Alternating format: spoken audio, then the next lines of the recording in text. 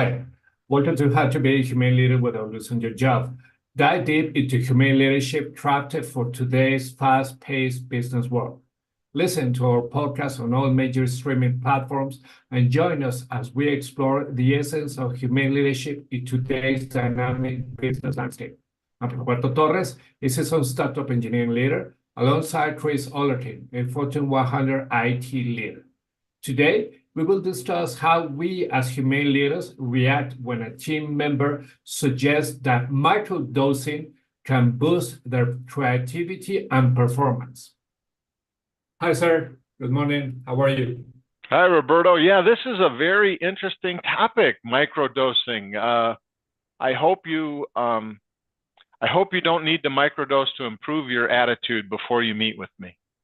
Never, never. I only drink tea, and that's my stuff.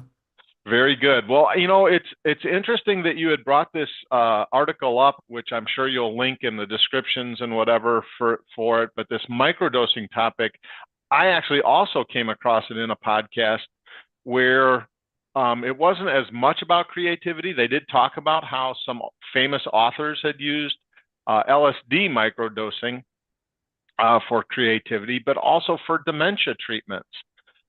So I do think it is something as a humane leader, you need to be prepared to debate this topic with your team members who might bring this up, because I think the topic is growing. Oh, yeah. The context was that a reporter approached me last week because I was interviewed before by this reporter, and he told me, and he asked me actually, what were my thoughts about microdosing, because it was a trend that in Silicon Valley was having for a couple of years. And let me tell you this, I think that any substance that is harmful for your body and detrimental in your health, I will never comply by you or any team member to use it to boost your creativity, performance, etc. I think that it is like an aspirin for a migraine, The thing is, maybe it will boost a specific project that you might be in or something like that, but it won't be for the larger sense of your engineering life. And what it will do is it will be bad for your health. So what I do is what I usually do, and I have been doing for many years. I will use gamification. I will use the one-on-ones. I will use team bonding. I will do soft skills training for you to be better. But no, I won't do ever in my life to tell you use this stuff, or I will. It won't say about prohibiting, but I won't be truth about this. How about you? Yeah, so I guess on the one hand, I am kind of very legal oriented, number one, right? So anything that's against the law, I'm against breaking the law. So from a humane leadership perspective, where I live, it's illegal to use illegal drugs regardless of the quantity. Now they are moving to approve marijuana, and some other things that used to be illegal may become legal, but on principle, I'm illegal. Nope. If it's against the law, that my answer is no. As a social kind of concept, I grew up in the just say no to drugs from the Reagan years. So in general, without knowing anything else, I'm anti-drug. Like, don't do things that are harmful to your body or could potentially be harmful to your body. Mm-hmm. I think, though, in some of the news that I'm starting to hear about some of these things where creativity is involved, let's say for programming, I do think we don't understand our brains that well still, even in this modern medical era, and that there are creativity areas of our brain that we don't know how they work and could legitimate science be done on LSD microdosing and people be more creative? There certainly are some things out there and some compelling information in these articles and in the Joe Rogan podcast that I sent you, where it at least makes you question what you knew as supposed facts from before, that maybe some of those facts were not scientific, maybe some of those facts were not really scientific facts, but they were facts to make the public believe a certain strategy because it benefited some pharmaceutical company. So on the one hand, you got your humane leadership. Look, I'm never going to condone anything that's illegal. I'm never going to condone anything that could put my team members at risk. It's just not my perspective.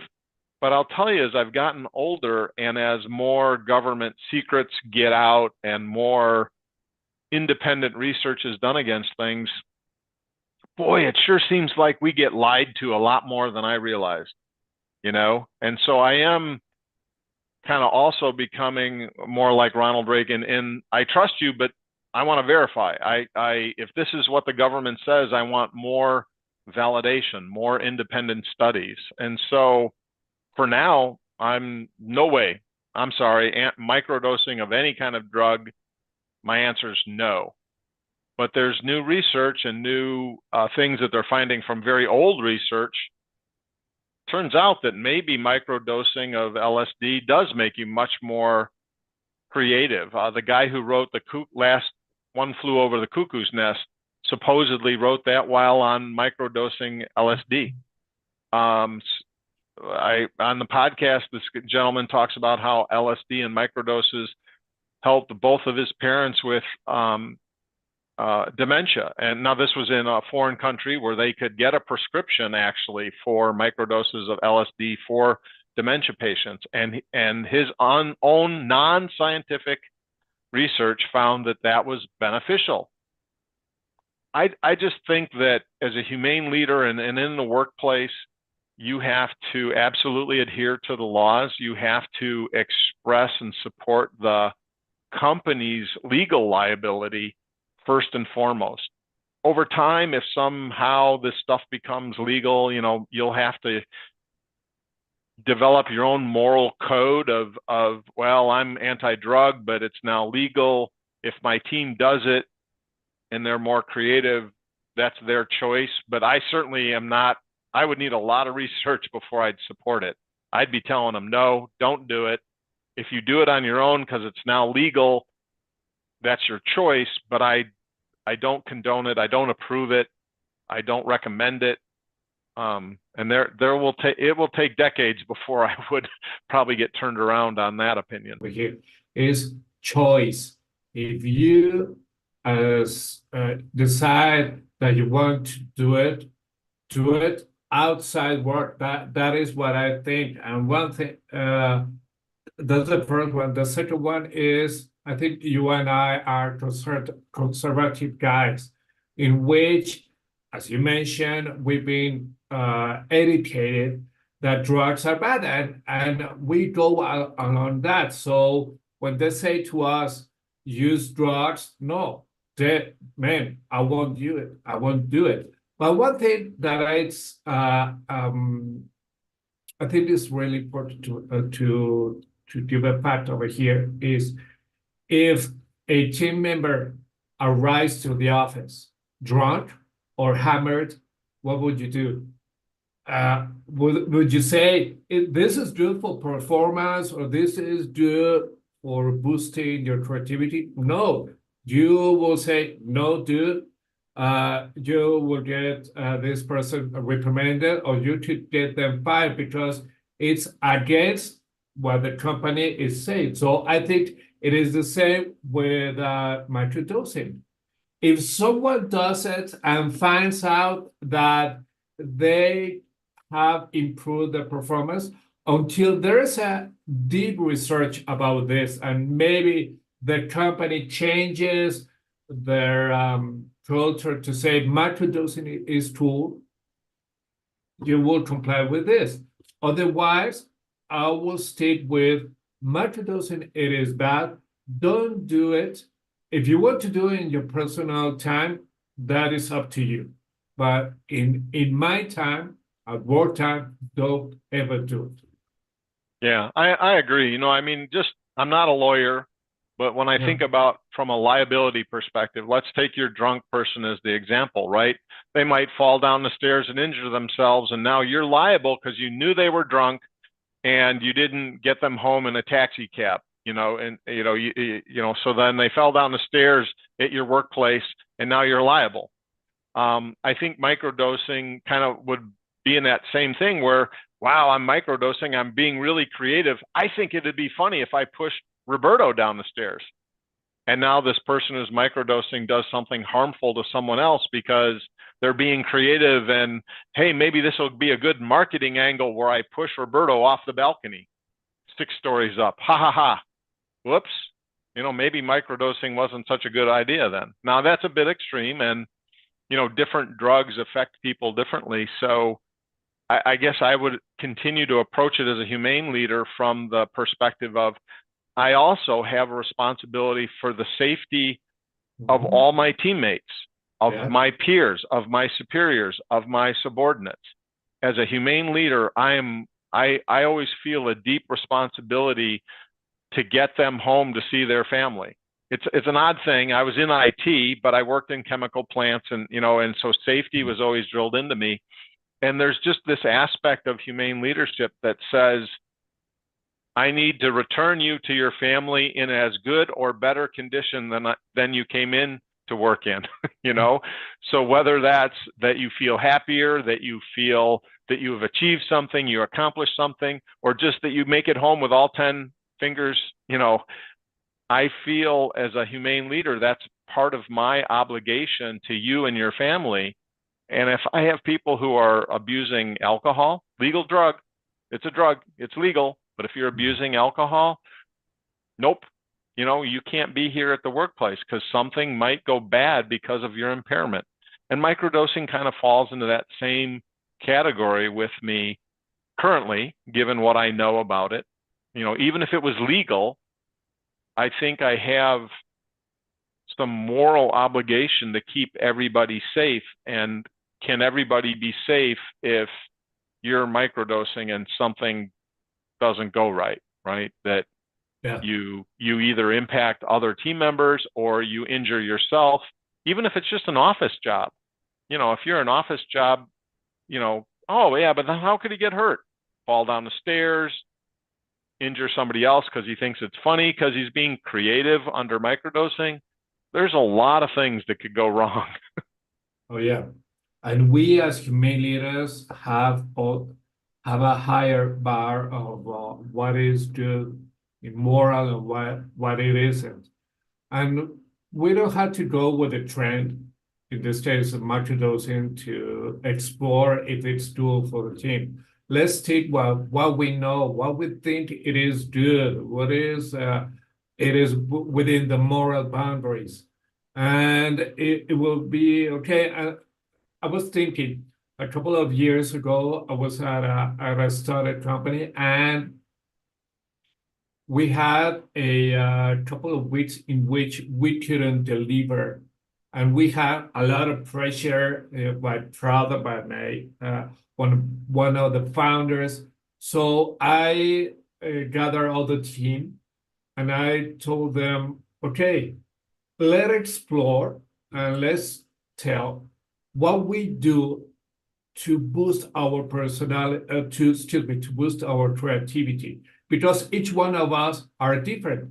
What do we do? So I begin this team meeting by saying, okay, could you tell me what do you do when you feel that you're being stuck, that you don't move forward, you do not advance? And I put an example to me. I'm a music lover. I'm most fond of metal progressive music. Okay, Mm-hmm. but when I try to focus really deep, I listen to Johnny, which is new age, which is totally the opposite. And it helps me a lot because it is down everything. I had to focus and I had to deliver. And some people told me, "Oh, Roberto, what I do is take a shower." Other guy told me I walk a couple of miles. Other told me what I do is I work with clay. You know, everybody's different. And we as human leaders have to not to identify what everybody does to have a boost in the performance, but ask them and allow them to do whatever they do to boost the performance, if it's within the boundaries of the office and everything, no? Yeah, I mean, So, as humane leaders, that's the key thing is there's a difference between, hey, you're talking to your friends about doing some microdosing and it's in your own home and it's just so that you can tell creative stories to each other versus I'm going to microdose in the office. Huge difference between, what we do at work versus what we do at home. oh, yes. And I think that when you foster creativity by knowing from you what do you have to do, and you keep within these moral boundaries, it will get you to higher levels. But it is also motivation. It is nothing also to say, okay, take this and do this if you feel that a constant motivation and communication. And while we have spoken too many times, but it is really important, communication. Have one-on-ones with your team, find out what is going on, allow them to express themselves, and everything will flow. No? Yeah, I agree, and I think you pointed out, that different people have different ways of being more creative. When I was in college, when I was doing programming problems and I couldn't break through the logic and I was having trouble figuring things out, I frequently would take a 20 or 30-minute nap and try to go to sleep, purposely thinking of the logic and algorithms to solve the problem. And frequently, that's how I could use my brain in a different way that would come up with some creative solutions to do things different. So, again, we have, as leaders, we have to follow the law, we have to follow the company's policies, and we have a moral obligation to our team.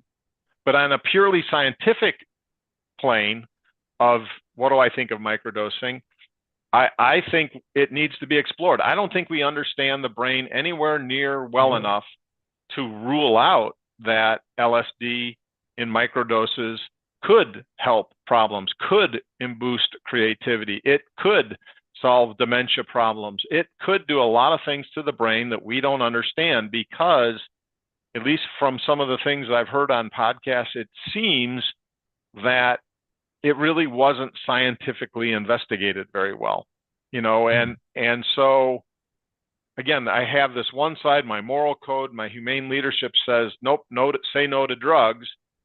But my scientific mind says, however, I do think there needs to be very controlled experimentation and deeper research into some of these things because we do have a large dementia problem. We do have problems that we didn't have before because people are living longer. And so are there ways that we can help the brain live longer in better condition? I think it needs to be explored. The problem is with big pharma and government corruption and all these other kinds of barriers, I think it's really hard to have true, pure scientific research into microdosing to say, does it boost creativity or not? Does it help dementia patients or not? Because at least in my country, in the USA, government's too corrupt, big pharma, the big pharmaceutical companies have too much influence. The universities take big pharma grants, they take government grants, so they're incented to not necessarily do pure research.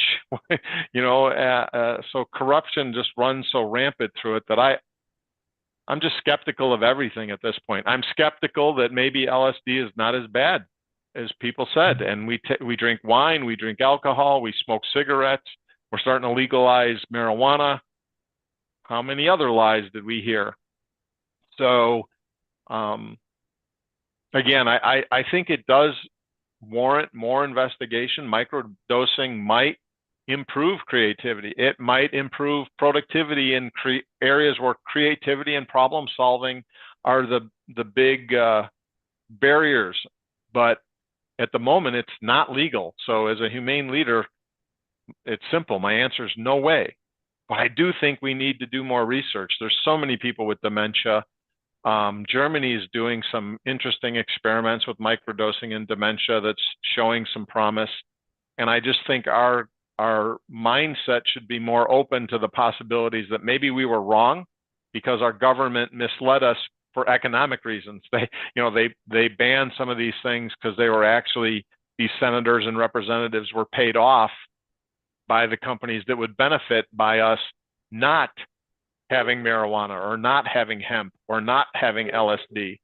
So I think, that kind of corruption, and now I'm super more skeptical of everything. So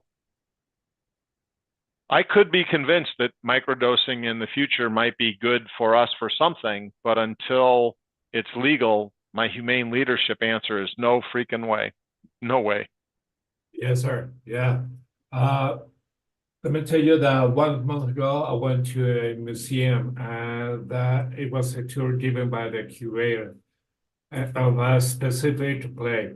And it said that the author of that play, of that whole collection of work, told that when we do, when we try to gain more life, there is pain involved.